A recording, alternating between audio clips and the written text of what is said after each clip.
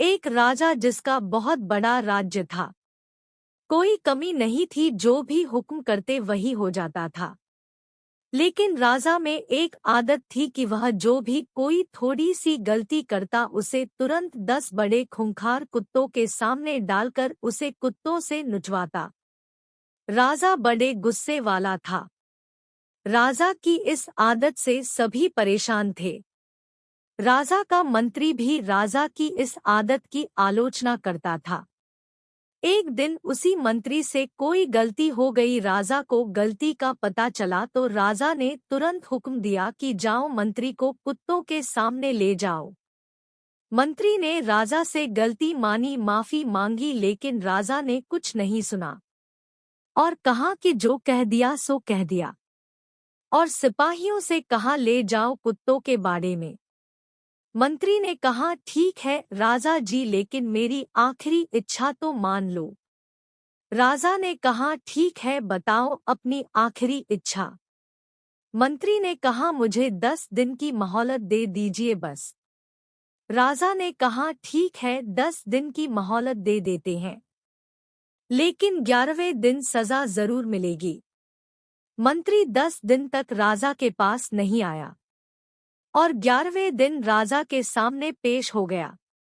राजा ने मंत्री को देखा और सिपाहियों से कहा जो सजा रखी थी मंत्री के लिए उसे पूरी की जाए। सिपाही मंत्री को कुत्तों के बाड़े में लेकर गए। कुत्तों को भी खोल दिया गया, लेकिन कुत्ते मंत्री पर प्रहार करने के बजाय मंत्री से प्यार से पेश आ रहे थे। यह देखकर राजा चौंक गया कि जिन कुत्तों को प्रहार करने के लिए ट्रेन किया गया है वे इतने प्यार से पेश आ रहे हैं। राजा ने मंत्री से कहा कि ये चमत्कार कैसे हो गया, इन कुत्तों को क्या हो गया है। मंत्री ने जवाब दिया कि इन 10 दिनों में मैंने इन कुत्तों की बहुत सेवा की है, इन्हें खाना खिलाया, नहलाया। अब इन कुत्ते जान चुके हैं कि मैं इनके लिए कुछ अच्छा करता हूँ ना कि बुरा। ये मुझ पर प्रहार नहीं करेंगे। मैंने आपकी इतने दिनों से सेवा की है, फिर भी आप मेरी एक गलती को माफ नहीं कर सके। आपसे ज्यादा अच्छे तो ये कुत्ते हैं जो अच्छा और बुरे को पहचानते हैं।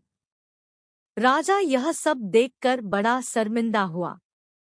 ये कहानी हमें सिखाती है कि हमें हमेशा सोच समझकर फैसले लेने चाहिए।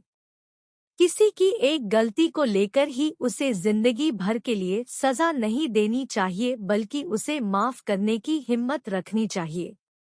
कैसी लगी आपको ये कहानी कमेंट करके जरूर बताएं। धन्यवाद।